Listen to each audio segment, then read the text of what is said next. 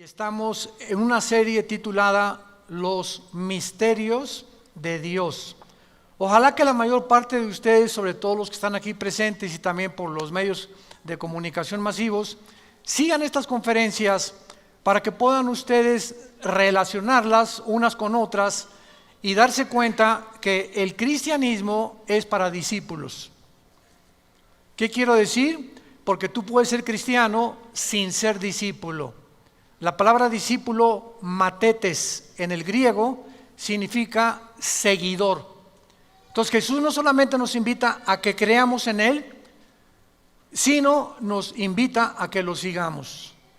Y si tú no eres una persona que durante la semana estás oyendo en el tráfico continuamente conferencias, pues no vas a poder más que quedarte en un nivel de mediocridad espiritual. Y van a pasar los años y cada vez va a ser más difícil para ti entender las verdades espirituales. Porque creías que el cristianismo es solamente una religión.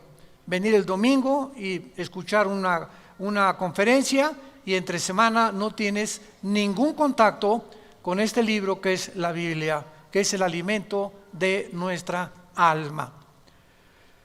Muy bien, vamos a desarrollar en esta mañana el tema el misterio de la ciudad de Jerusalén. El misterio de Jerusalén.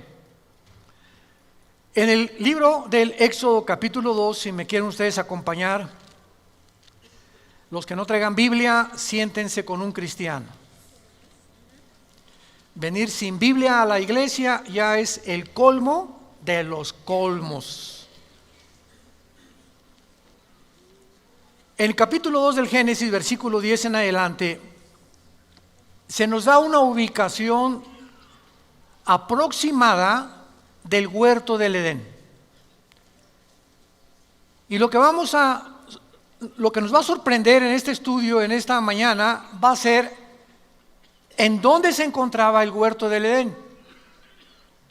Porque supuestamente, de acuerdo a la ubicación que vamos a leer en estos ríos, que es el Tigris y el Éufrates, que nace el Tigris desde Turquía y va bajando hasta el Golfo Pérsico, igual que el río Éufrates, y atraviesan la tierra de Siria, Irak. Entonces, durante mucho tiempo se especuló de que el huerto del Edén se encontraba cerca de Irak. Y no solamente eso, sino que yo hace muchos años también lo creí. Porque aquí claramente dice el capítulo 2 del Génesis, versículo 10, salía de Edén, pero acuérdense una cosa, el Edén era toda el área geográfica. Y dentro de toda esa área geográfica, puso Dios al oriente del Edén el huerto o el jardín donde colocó a la primer pareja humana. Entonces, cuando hablamos de que Adán y Eva crecieron en el Edén, nos equivocamos, porque Dios crea a Adán, síganme con cuidado, fuera del huerto.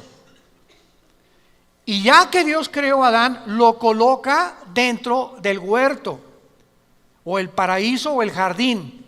Y las únicas que fueron creadas en el huerto, en el paraíso, fueron las mujeres. Nadie se alegra, ¿verdad? Menos los hombres. Vean antes en el capítulo 2 del Génesis, versículo 8, y Jehová Dios, vamos a ver, Jehová Dios plantó un huerto en Edén.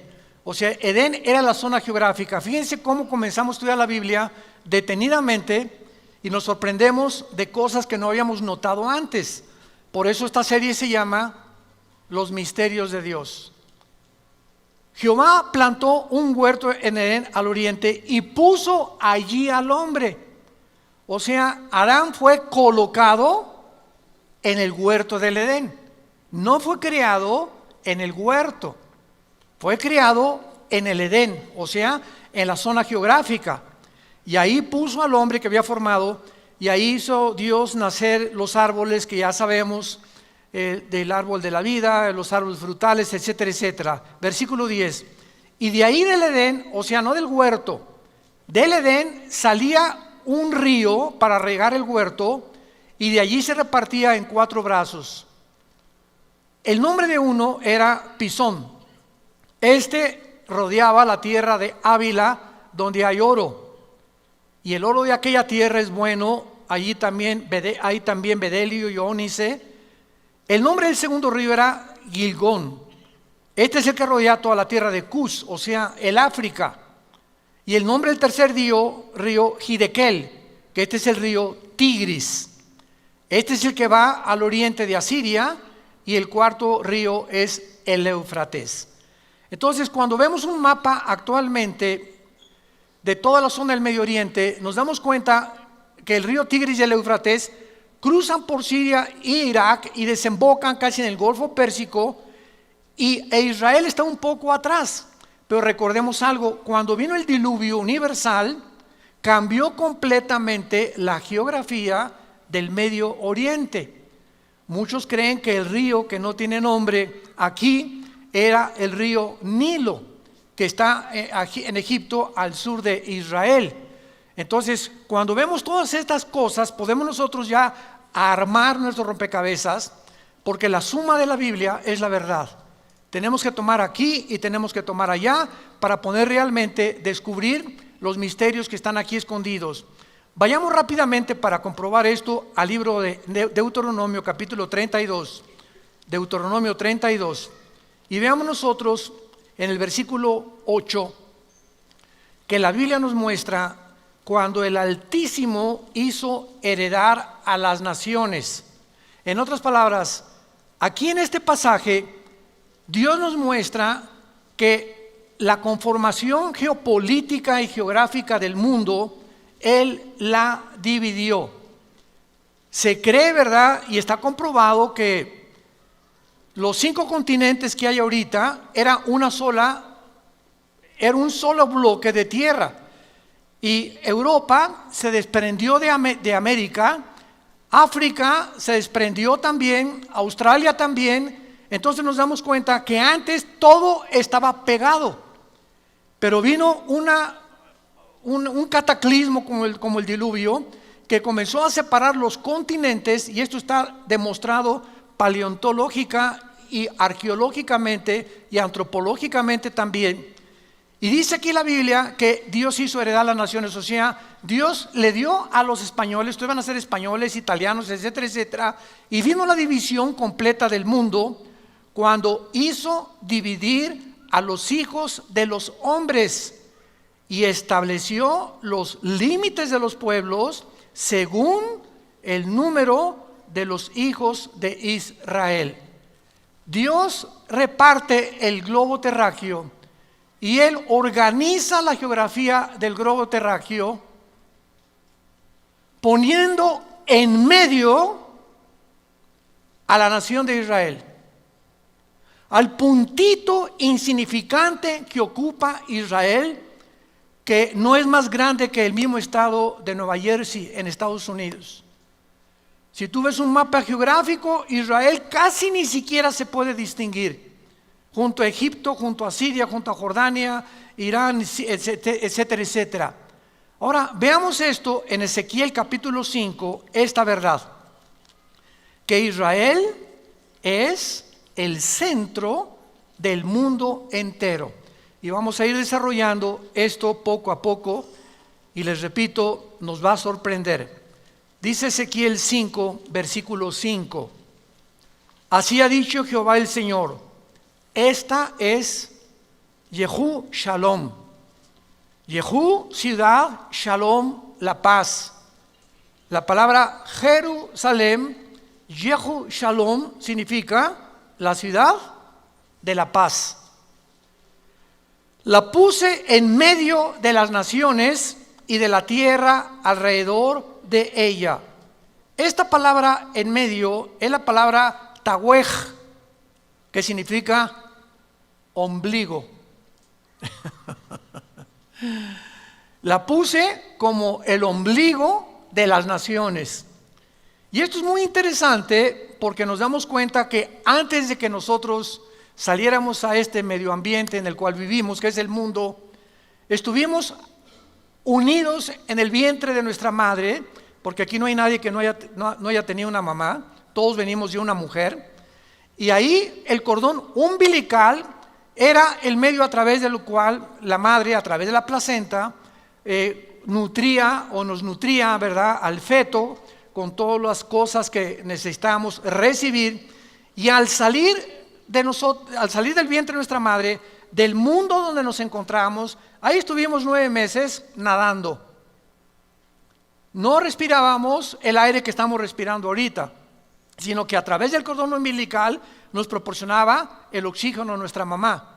Y al salir a este medio en el cual nosotros vivimos, ¿qué fue lo que pasó? Viene el pediatra, ¿verdad?, o los médicos, y nos cortan lo que nos conectaba a la antigua vida para integrarnos a la nueva vida. Porque ya ahora no dependeríamos del vientre de la mamá, nos incorporaríamos al mundo en el cual tú y yo vivimos actualmente. Pero nos damos cuenta que el centro del cuerpo humano es el ombligo, porque de ahí salimos. Entonces, esta es la razón por la cual en el hebreo Tahuej dice Dios, Jerusalén es el ombligo de la tierra.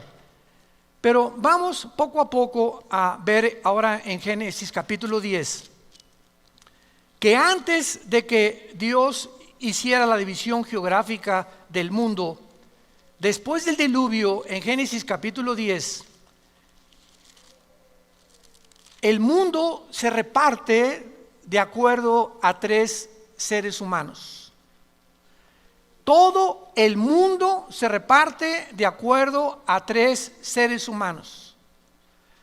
Ustedes y nosotros y todos los habitantes del mundo entero provenimos de 3 seres humanos. Porque después del diluvio, los únicos sobrevivientes fueron Noé, su esposa y sus 3 hijos con sus 3 esposas, Sem, Cam y Jafet, los 3 hijos de Noé. De acuerdo a la Biblia, el arca aterrizó o descendió en los montes del Ararat, que está casi en la frontera entre Armenia y Turquía de la geografía del siglo XXI. Ahí descendió el arca de Noé. Y hay cantidad de exploradores y arqueólogos que han sacado libros retratando. Uno de ellos fue Jim Arwin, astronauta de la misión del Apolo 15, que fue Jim Arwin, el primer astronauta en caminar en la luna en un carrito, mucho después de Aldrin y de todos los primeros que llegaron en el 69 a la luna. Entonces, vemos nosotros que Dios nos muestra que después del diluvio hubo una conformación del mundo, y lo dice el versículo 25 de Génesis 10. A Heber nacieron 2 hijos. El nombre del uno fue Peleg. Escucha, porque en sus días fue dividida o repartida la tierra. Y el nombre de su hermano, Joctán. O sea, fue después del diluvio cuando Dios comienza a dividir la tierra, y el mundo es dividido de acuerdo a 3 seres humanos.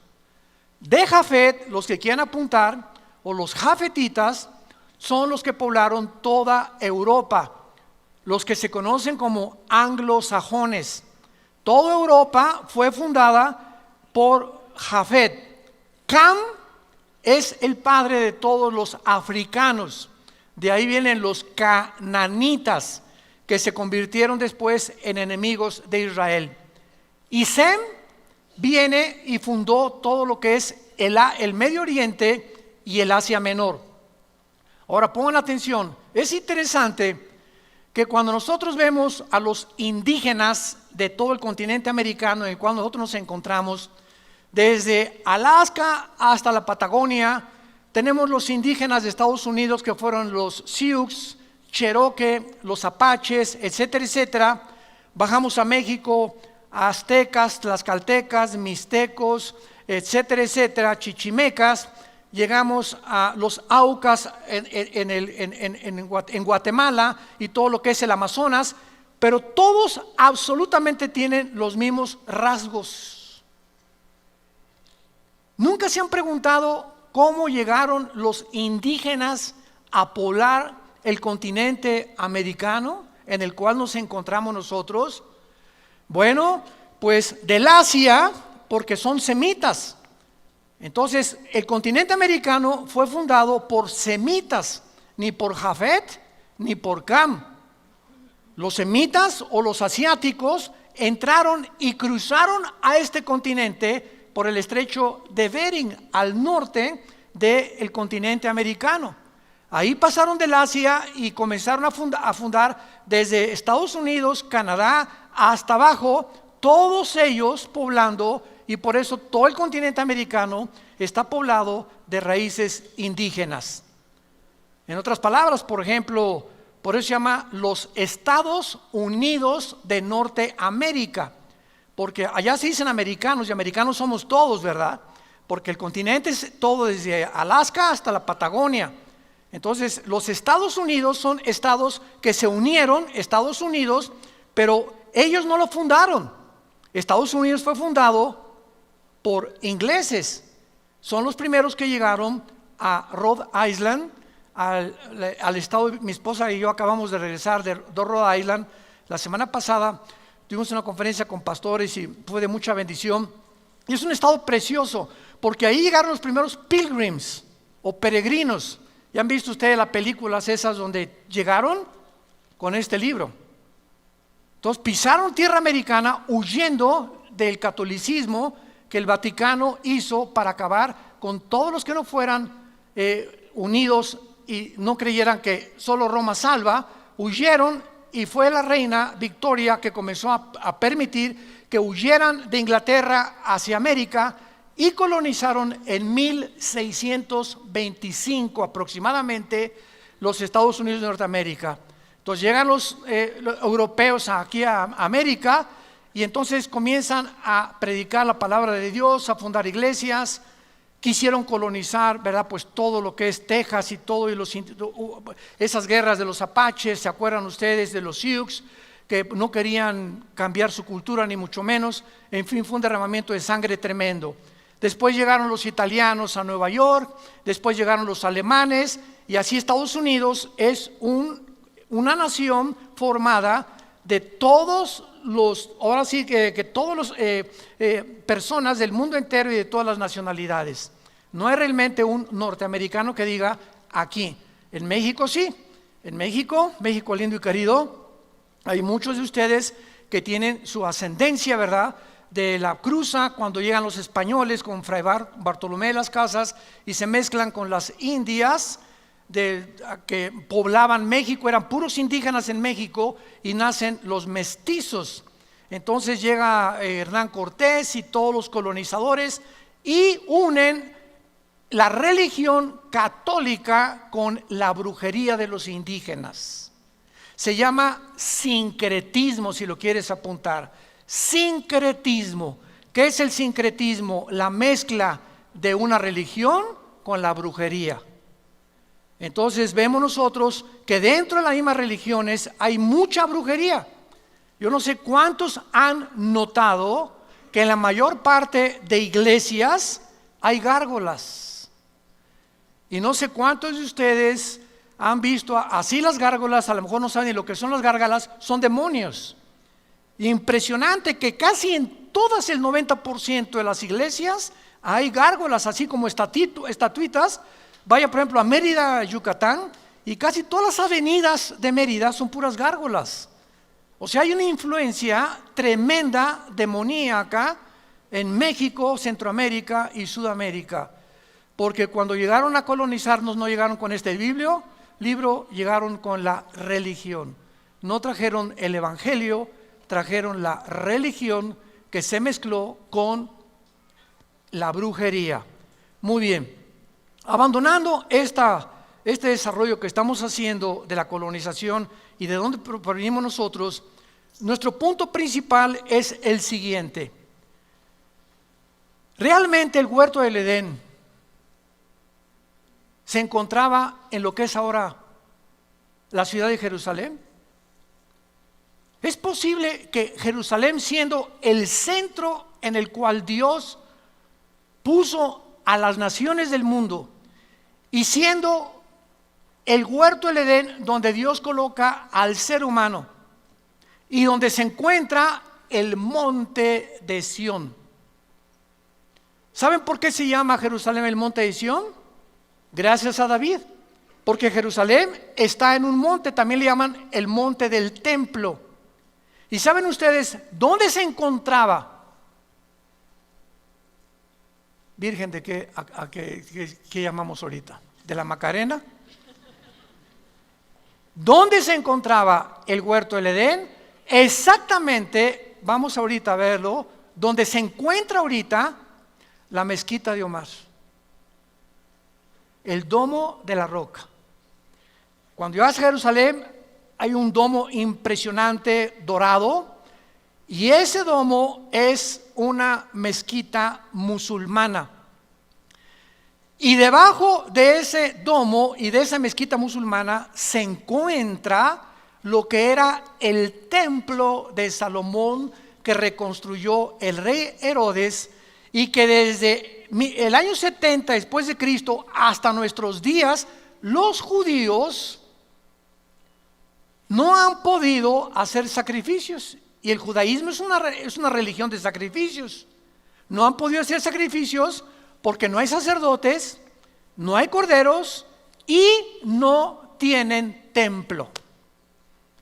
Entonces, para que ellos recobren ese templo, que en el año 605 después de Cristo, uno de los líderes musulmanes, Omar, que era uno de los califas del Imperio Otomano turco, que hasta 1923 gobernaron casi la tercera parte del mundo, él inventó la religión del Islam, Mahoma, y entonces construyeron a donde estaba el templo judío, como ya no había judíos, y los dispersaron por la maldición que cayó sobre ellos, construyeron la mezquita de Omar o la cúpula de la roca, y ahí se encuentra debajo el templo judío. Y es interesante, ahora que vayamos el año que entra, los que nos van a acompañar en junio, vamos a Israel del año que entra, es interesante que en la parte occidental del domo de la roca o de la mezquita de Omar, en árabe está escrito estas palabras: la roca del templo del huerto del Edén. Los mismos musulmanes escribieron esto: la roca del templo, el huerto del Edén. Y la puerta norte de la mezquita se llama la puerta del paraíso del Edén, Ba-ej-Jina en el árabe. Y en el piso de enfrente hay una puerta de piedra de jaspe color verde de medio metro cuadrado, que los musulmanes le llaman la piedra del Edén. Vamos pues a descubrir nosotros lo siguiente: ¿cómo podemos comprobar que el huerto del Edén se encontraba en Jerusalén cuando ya vimos que cambió la geografía, la topografía, todo lo que ahorita vemos después del diluvio, y el descubrimiento que nos confirma que el huerto del Edén se encontraba en la ciudad de Jerusalén? Es que a Jerusalén se le llama el monte de Sión o el monte del templo, y es ahí donde fue creado Lucifer.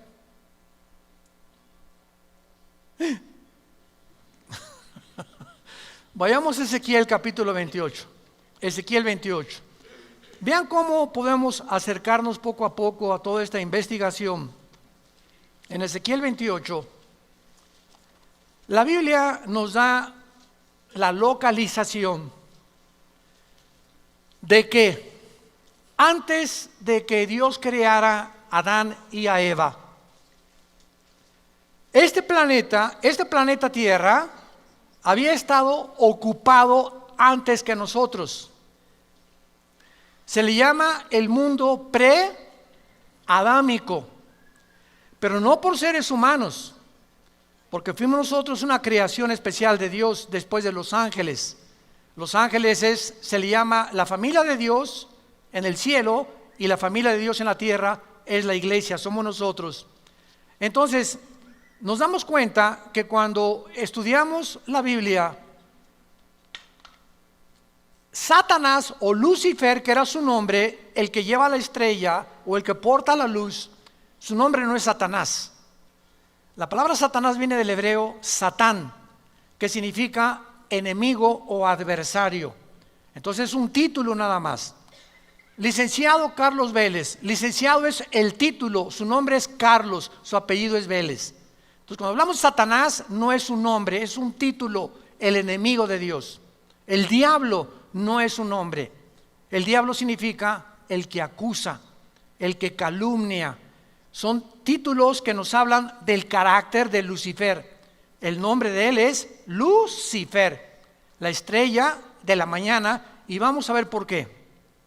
En Ezequiel 28, versículo 12 en adelante, dice: Hijo de hombre, levanta endechas sobre el rey de Tiro, y dile, así ha dicho Jehová el Señor, tú eras el sello de la perfección. Aquí inmediatamente descubrimos que no está hablándole al rey de Tiro, a una persona física, humana como tú y como yo. Y lo vamos a ver más adelante, porque realmente ningún ser humano ha sido creado perfecto como Lucifer lo fue. Entonces, cuando está hablando el Espíritu Santo, nos está mostrando la Biblia que siempre detrás de los gobernantes se encuentran poderes de las tinieblas. Detrás de mucha gente, de muchos brujos, de muchos gobernantes, de muchos artistas, de muchos músicos, de muchos políticos, de muchos cantantes, se encuentran otras entidades espirituales que los están usando en el mundo. Y la mayor parte de los seres humanos no descubrimos ni nos damos cuenta y creemos, por ejemplo, ¿verdad?, que esa persona como un Hitler, ya los mismos estudiosos, psicólogos y psiquiatras que han estudiado la personalidad de Hitler saben que no era una persona normal, que había una fuerza extraña. Los mismos que se acercaban a Hitler sentían algo diabólico en él, y la Biblia nos muestra claramente que, pues claro, era un personaje completamente controlado por demonios. Más bien le ganaba al Gadareno, porque el Gadareno tenía 5,000 demonios y Hitler lo gobernaba un principado, un jefe de los demonios. Entonces la Biblia nos muestra también, ¿se acuerdan de Pedro? Que Cristo comienza a hablarles: es necesario que el Hijo del Hombre sea entregado por los ancianos, los líderes, los escribas, que muera, que sea crucificado y resucite al tercer día. Y en ese momento Pedro se acerca y le dice: no, Señor, no te acontezca tal cosa. Y se voltea a Jesús y le dice: aléjate de mí, Satanás. En ese momento algo estaba ocupando las cuerdas vocales del apóstol Pedro. Bueno, no era apóstol todavía, pero estaba tratando Satanás a través de Pedro hacer que Cristo no llegara a la culminación de su misión. Entonces, así nos vemos claramente que muchas veces demonios y principados operan en los seres humanos, y para que nosotros podamos tener la capacidad de distinguir o de sentir en el espíritu como una parábola. Hay personas, ¿verdad?, que cuando un cristiano vive cerca de Dios y tiene la comunión con Dios continua, te da a Dios el discernimiento espiritual.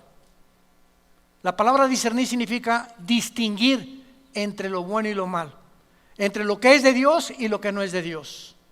Ahorita vemos la televisión y el mundo entero está lleno de predicadores falsos, de profetas falsos, de apóstoles falsos, y la gente, amén, amén, amén.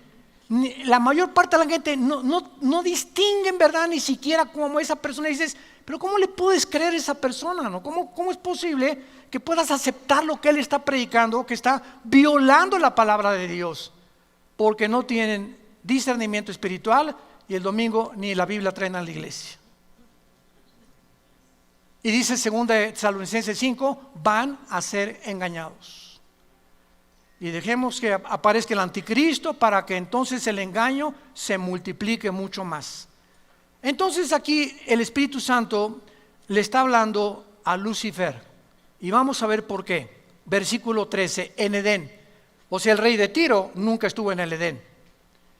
En Edén, en el huerto de Dios. Edén es la zona geográfica, el huerto es el jardín que Dios colocó para probar a la primer pareja humana. Ahí dice la Biblia que estuvo Lucifer. Ahí estuviste. De toda piedra preciosa era tu vestidura. La palabra merucá en el hebreo, vestidura, no es ropa, es cabañas o lugares de habitar.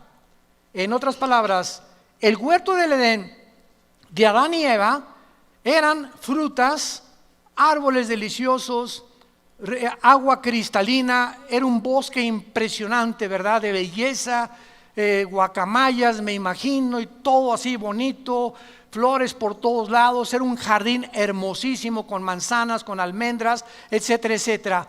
El huerto del Edén, antes que nosotros, era un lugar de piedras preciosas, de puros metales.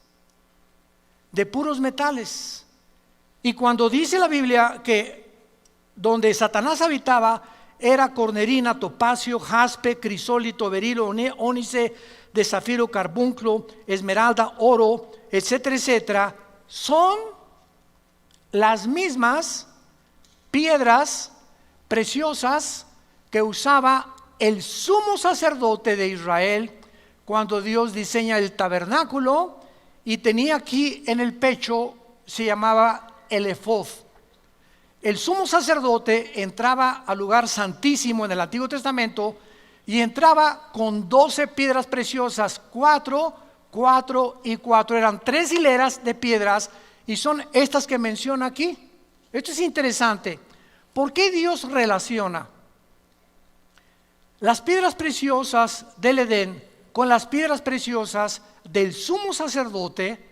Ya cuando desaparece ese Edén y ahora es un paraíso que ya tampoco existe, ¿por qué lo relaciona con las piedras del sumo sacerdote? Esto nos habla que Lucifer fungía y tenía el oficio del sumo sacerdote en el cielo. Vamos con mucho cuidado.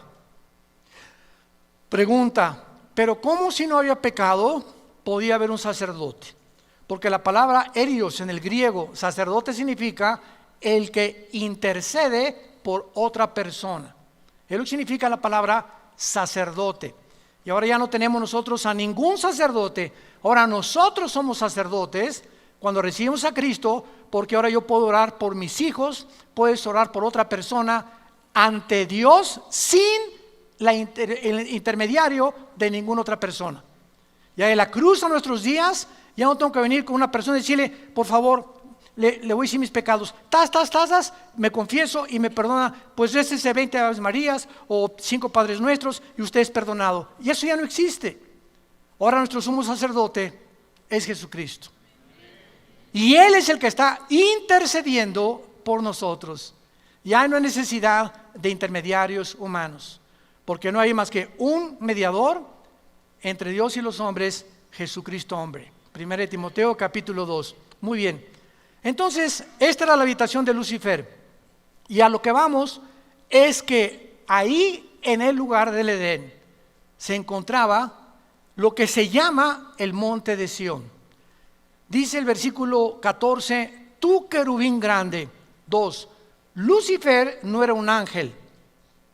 No es un ángel caído. Lucifer era un querubín. Los querubines son el rango más elevado de todos los demás criaturas que Dios creó. Por favor, síganme. Los querubines es una especie, entidades espirituales completamente diferentes. Unos tienen alas, otros tienen 4 alas, otros no tienen alas. Abajo de los querubines están los serafines. Isaías capítulo 6 del 1 al 4, que están y no bajan a la tierra. Día y noche están santo, santo, santo. Kadosh, Kadosh, Kadosh es el nombre de Dios, el Santo de Israel. Y los ángeles es otro rango de criaturas que Dios creó para mandarlos a este mundo. La palabra malak en el hebreo, y angelos en el griego significa mensajero. Entonces la palabra ángel significa mensajeros. Los querubines no son mensajeros, ni tampoco los querubines, ni los serafines. Todos los ángeles son mensajeros, como Gabriel, que es el correo de Dios, el que se le apareció a Daniel en Daniel 10, el que le dijo a María, María, el Espíritu Santo te cubrirá, y el santo ser que está formado aquí en tu vientre no es la obra de José. Él no va a poner el cromosoma Y, que es el que determina el género masculino, sino que el Espíritu Santo producirá, así como creó a Adán y Eva, y de la nada le puso los cromosomas y la genética y el ADN de la nada, así a María de la nada Dios creó el cromosoma Y para que fuera formado en la fertilización con el óvulo de María el cuerpo de Jesucristo en su vientre. Entonces esto es muy importante para que nosotros podamos distinguir claramente las clases y los rangos de criaturas que la Biblia menciona. Ahora muy bien, tú querubín grande protector, ¿protector? ¿Qué acaso antes de que, porque aquí todavía no caía, más adelante ya sale su caída, ¿de qué protegía querubín? ¿Por qué ejercía las funciones del sacerdote del Nuevo Testamento? Simplemente porque cuando Dios creó a los ángeles y a los querubines y a los serafines, Dios los creó con la misma capacidad que nos creó a nosotros, con la capacidad de que ellos pudieran algún día hacer una elección entre el bien y entre el mal. Oiga, pero si el mal no existía, no existía, porque cuando Adán y Eva fueron creados con la naturaleza pecaminosa. No, ¿verdad? Adán y Eva no fueron creados con pecado, no había una naturaleza pecaminosa, y estando una naturaleza sin pecado, pecaron. Esos mis teólogos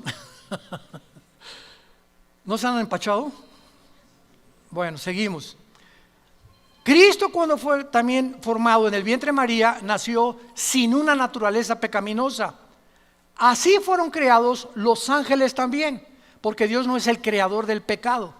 Pero los ángeles tenían la opción, como la tuvo María, como la tuvo Jesucristo, de haber escogido resistir la tentación o rechazar la tentación. El único que la venció fue Jesucristo. Pero los ángeles tuvieron la oportunidad. Lucifer entonces cuidaba el atrio santo en el cielo, porque la Biblia dice que hay un templo en el cielo. ¿Dónde lo dice? Todo el libro de Apocalipsis. Dice la Biblia, se abrió el cielo y dice Juan, vi el templo de Dios. O sea, no es una iglesia como con construcciones ni con una cruz, ni mucho menos, ¿verdad? El lugar de la habitación de Dios, donde Dios es adorado por millones de millones de millones de millones de criaturas angelicales. Entonces Satanás tenía que cuidar el trono de Dios, y fue a quien se le asignó la tarea de cuidar el que pecó contra Dios. Y cuando vemos nosotros la pregunta que la mayor parte de los ateos hacen y en la universidad te van a hacer, ¿por qué Dios creó el mal? ¿O por qué Dios permitió el mal en el mundo? Ellos, los ateos, no tienen respuesta. ¿Por qué creen que nos preguntan a nosotros? Porque el cristianismo es el único sistema de pensamiento que ofrece estas respuestas. Nunca le van a preguntar a un musulmán, nunca le van a preguntar a un hindú el origen del mal, ni el origen del hombre, ni el origen de las lenguas, ni de las naciones, ni de los gobiernos, porque todo esto se encuentra en la Biblia nada más. En ningún otro libro sagrado, ni en el Ramayana, ni en los Vedas, ni en el Tripitaka de Buda, etcétera, etcétera, ni en el Corán de los musulmanes, se encuentran respuestas a las grandes incógnitas de la raza humana, más que en las Sagradas Escrituras. Y esta es la razón por la cual es el sistema de pensamiento más atacado, más controvertido y más odiado del mundo. No, la Biblia fue hecha por hombres, contiene historias, leyendas como Adán y Eva. Oye, espérame tantito, una barbaridad y una marihuanada más grande de decir que venimos de los changos está peor. Se necesita mucho más fe para creer que realmente somos el resultado de un accidente, a creer que somos el resultado de un Dios inteligente que tuvo comunión con nosotros y que anhela tener comunión con nosotros, y que después de la muerte tendremos un juicio porque somos agentes morales responsables. Entonces, Satanás fue creado para poder, Lucifer, cuidar el templo de Dios. Muy bien, vamos a contestar la pregunta. Cuando Dios crea el universo y crea las criaturas, Él no podía crear criaturas sin una alternativa. Se las voy a poner más fácil.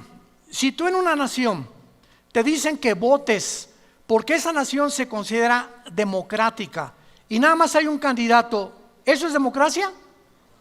Eso es dictadura, ¿verdad? O sea, para que haya democracia tiene que haber libertad de poder tú decidir entre uno o el otro. Entonces, cuando Dios crea el universo y a sus criaturas, no pudo haber creado un solo camino, porque hubieran sido robots. Dios permite la otra opción, el otro camino, para que ellos pudieran escoger libremente, escoger ese camino o escogerlo a Él. Y eso es lo que nos hace agentes morales responsables de nuestras acciones. Como dijo Agustín de Hipona, el teólogo de la Iglesia Católica en el siglo III después de Cristo, si Dios hubiera creado un mundo donde no hay mal, o donde no hubiera existido el mal, hubiera sido un mundo de robots. Era muy fácil que Dios nos creara como con cuerda, ámame, ámame, ámame, pero a Dios le agradó permitir que pudiéramos escoger el otro camino.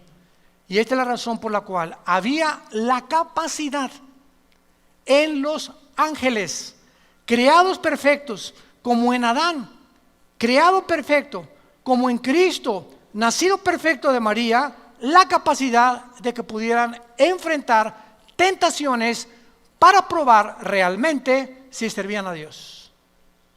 Y esta es la razón por la cual daremos cuenta algún día de nuestras acciones. Ahora, claro que, ¿sabía Dios que Adán y Eva iban a caer? Claro. ¿Sabía Dios que Lucifer iba a caer? Claro que lo sabía. Dios es omnisciente. Entonces, ¿por qué lo creía Dios? ¿Y por qué si Adán y Eva Dios sabía que iban a crear? Pues ¿para qué les pone la tentación? Porque esta era precisamente la prueba por la cual nosotros tenemos que responder. ¿Por qué si tu maestro te dice, Pepito va a reprobar el tercer año? Y entonces, ¿para qué me hace la prueba? Precisamente para demostrar que vas a reprobar y que fuiste un mediocre durante todo el año. Nunca quisiste estudiar ni pagar el precio. Entonces, yo sé que tú vas a reprobar simplemente por la forma en que tú te conduces. Y fue por lo que hizo Dios a Judas también. Imaginémonos a Judas en el juicio. Oye, ¿para qué me creaste si dice la Biblia que yo era el que iba a entregar a tu hijo? Es más, dice Judas, por favor, reconózcanme, si yo no traiciono a Jesús, ustedes no hubieran sido salvados. Porque gracias a que yo lo traicioné, entonces Jesús pudo morir por nosotros. Pero si yo no lo traiciono, Cristo no muere en la cruz. ¿Se fijan esta línea de lógica, aparentemente lógica? ¿Saben quién pensaba de esta manera? Un ateo italiano llamado Giovanni Papini. Y me acuerdo que antes de ser cristiano, estas preguntas se las hice yo a los cristianos y no hubo quien me respondiera. Y por eso persistí en mi ateísmo, porque yo exigía respuestas lógicas, razonables, que me hicieran pensar y me hicieran calcular exactamente lo bueno y lo malo y lo que iba a estar de por medio. Y entonces, cuando vemos todo este razonamiento, nos damos cuenta claramente, ¿verdad?, de que la omnisciencia de Dios no significa que Dios escoge a unos para el cielo y otros para el infierno. Este es un calvinismo completamente extremo. ¿Dios sabe quiénes se van a condenar? Sí. Entonces, ¿para qué me creo?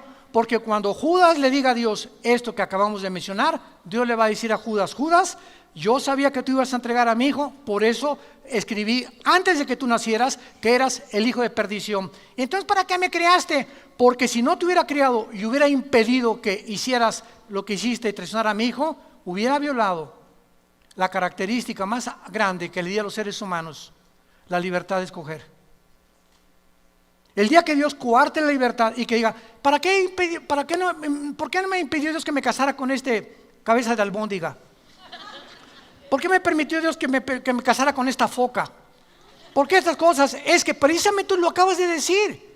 Dios tiene que permitirlo. No puede impedir nuestro libre albedrío.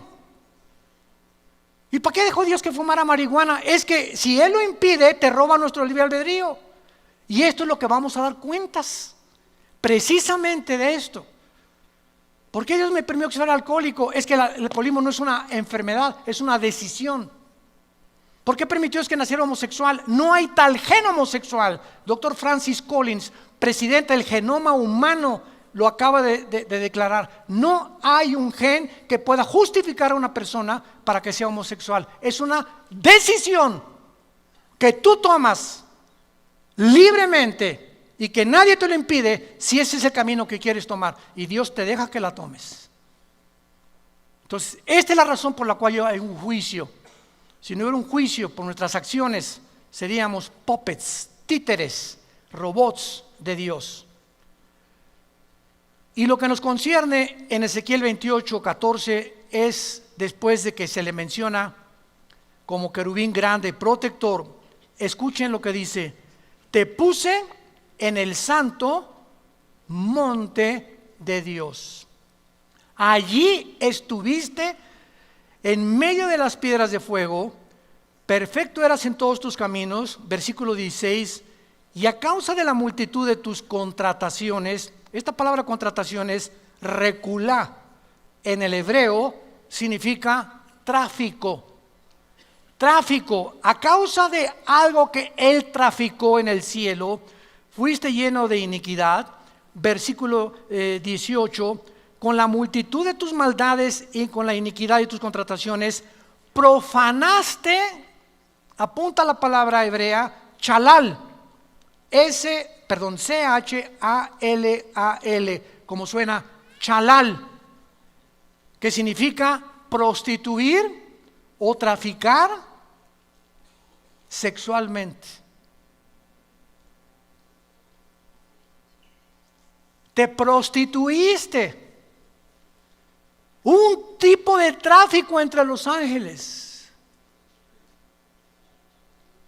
Y profanaste tu santuario. O sea, te saliste del orden en el cual yo te había creado. Y por alguna razón misteriosa, la tercera parte de los ángeles se fueron con Él. Dejaron el cielo y se fueron con Él. Fueron creados en la tierra, subían al cielo y bajaban al cielo, y todavía Satanás tiene acceso al cielo, pero dice la Biblia: te arrojaré en la tierra. Y aquí fue el lugar donde Dios decidió que Lucifer creciera. Y la paleontología, la antropología, la arqueología nos dan testimonio, señores científicos que nos escuchan, de que construcciones como las pirámides de Egipto, de Giza, las de Stonehenge en Inglaterra, los mayas, ¿quién les dio a estas personas humanas hace 4, 5, 6 mil años el conocimiento, sin calculadoras, sin telescopios, sin ningún aparato moderno que tenemos, para poder haber hecho esas pirámides que a través de 4,000 años, el sistema de impermeabilización que tienen, ni siquiera el medio ambiente, ni la erosión del viento, ni la lluvia ha podido penetrar y cargar esas piedras humanamente de 12, 15 toneladas, las de Machu Picchu en Perú? Entonces, Discovery Channel, National Geographic, los extraterrestres. Fuimos visitados por extraterrestres, y es más, hasta tenían las escafandras, como etcétera, etcétera, porque ahí están pintados por todos lados. Y venimos a la Biblia Esto fue la razón por la cual escribí el libro que acabo de escribir, La invasión de los ángeles caídos. Se los recomiendo, ahí explico todo claramente, para que vayas con tu maestro así y le hagas aquí, mire, aquí están sus extraterrestres, maestro. Eso es lo que el mundo llama, que una influencia extraterrestre son ángeles caídos. Son los ángeles que tienen la capacidad de materializar la energía. Y el cristiano ni siquiera ha podido descubrir el poder de la materialización de los ángeles, y que son interdimensionales, que pueden estar en una dimensión los ángeles, en otra dimensión pueden entrar a nuestra dimensión de 4 dimensiones, pueden hacerse visibles, pueden comer con nosotros, pueden tomar forma humana como nosotros. Dice Hebreos 13 que muchos han comido o han hospedado ángeles sin que tú te des cuenta, porque tienen esta capacidad. Según de Corintios 11, Satanás se disfraza como ángel de luz. Nunca, dice un dicho, si tú quieres realmente en una reunión saber quién está influenciado por Satanás, es la persona que menos te esperas. En una reunión de 50 personas, un pastor me dijo: si Satanás quiere llegar a usted, pastor, ¿qué va a hacer? Se va a meter entre todas las personas y va a estar de los más cercanos a usted. Muchas personas de las más cercanas a nosotros, tengamos cuidado, pueden tener cara de ángel y pueden ser personas con una apariencia supuestamente buena. Esos son precisamente los que usa el diablo. Se disfrazan como ángel de luz. Nunca se disfraza como el guasón, ni con cara de loco. Él viene como ángel de luz. Entonces vemos claramente que Israel es el monte de Sión. De acuerdo a la tradición judía, el templo del monte, que es donde se encuentra la mezquita de Omar, es el fundamento sobre el cual Dios creó al mundo, porque allí se encontraba el monte de Dios, el huerto del Edén. Ahí fue donde Salomón edificó su templo. Ahí se le apareció en el monte de Sión a David. Ahí Abraham intentó sacrificar a Isaac, y actualmente es el lugar donde está la mezquita de Omar. La implicación de este estudio es que cuando Dios se separa del huerto del Edén y saca a Adán y Eva, Génesis capítulo 3, lo saca del huerto del Edén y prohíbe que el ser humano regrese al huerto del Edén, poniendo un querubín con una espada encendida. Los querubines significan en la Biblia la santidad de Dios. Por eso en el arca mandaron construir 2 querubines con alas tapando, o sea, nadie puede ver lo que está ¿cómo se llama? Donde se ponía la sangre del sumo sacerdote, cuidando la santidad de Dios. Entonces el querubín en el huerto estaba impidiendo que el ser humano en estado caído no podíamos regresar a tener comunión con Dios. Lo impedía la santidad de Dios, y la espada la justicia de Dios. Esta santidad de Dios y esta justicia de Dios, ninguno de nosotros podía cumplirla, porque somos seres imperfectos y caídos. Entonces Dios mandó a su Hijo Jesucristo para que Él, en su perfección humana y divina y en su santidad, cumpliera la justicia que nosotros no podíamos jamás cumplir, los mandamientos de Dios. Entonces Cristo muere en la cruz y nos dice: Armando, si tú crees lo que yo estoy haciendo por ti, yo te imputo mi justicia. Yo no soy justo. La justicia es como un saco que traemos puesto, que no es de nosotros, es de Cristo.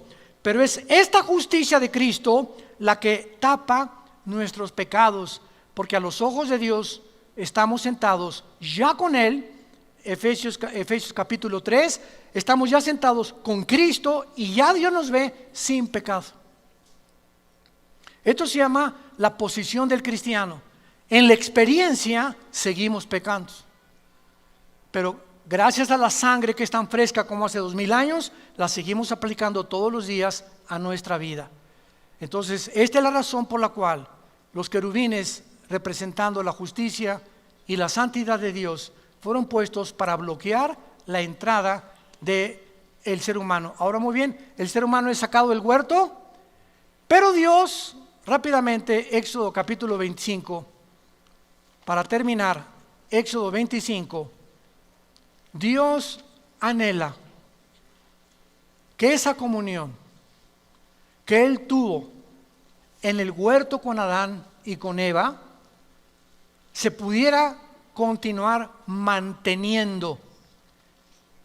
Pero como el ser humano no podía cumplir esa justicia y esa santidad hasta la cruz, le dio órdenes a Moisés: constrúyeme un lugar donde yo habite y donde nadie puede entrar más que un sumo sacerdote, una vez al año, que se llamó el tabernáculo. Pero veamos la razón por la cual Dios lo hizo. Versículo 8, Éxodo 25, 8. Harán un santuario para mí y habitaré en medio de ellos. ¿Cuál fue el propósito del tabernáculo en el desierto? Que Dios quería seguir morando en medio de nosotros. Entonces el pueblo venía con los sacrificios y ofrecían el sacrificio, y por un año sus pecados les eran perdonados. Y cada año sacrificios y sacrificios, sacrificios, hasta la cruz de Cristo, el sacrificio perfecto. Y ahora, después de Cristo, baja el Espíritu Santo del cielo, cosa que no hizo en el Antiguo Testamento más que temporalmente. Y ahora dice la Biblia, 1 Corintios 6, 19 y 20, ¿qué no saben que ahora ustedes son el tabernáculo de Dios? Ahora nosotros somos el templo de Dios. Ahora Él habita dentro de nosotros. Y ahora no tengo que estar buscando en emociones. Quiero sentir a Dios. Aquí está dentro de ti, cabeza de caracol. Es que si en esta iglesia no se siente a Dios, el Espíritu Santo, y si no alguien me tumba al suelo o si no me caigo, yo no siento a Dios. Este es el problema, que el diablo quiere seguir llevándonos a través de la experiencia externa, y Dios no trabaja de afuera hacia adentro, Dios trabaja de dentro hacia afuera. Y a Dios lo encuentras y la comunión con Dios la tienes en el silencio de tu tiempo devocional con Él, en oración y con la palabra de Dios. Porque Dios anhela que tú y yo sigamos teniendo comunión todos los días, no solamente el domingo, porque esto es el cristianismo. En esta comunión Él se comunica con nosotros a través de la Biblia. Cada vez lo experimentamos más, cada vez afinamos más nuestro discernimiento espiritual, y cada vez lo amamos, lo servimos y lo adoramos. Porque Él es espíritu, y en espíritu y en verdad es necesario que adoremos a Dios.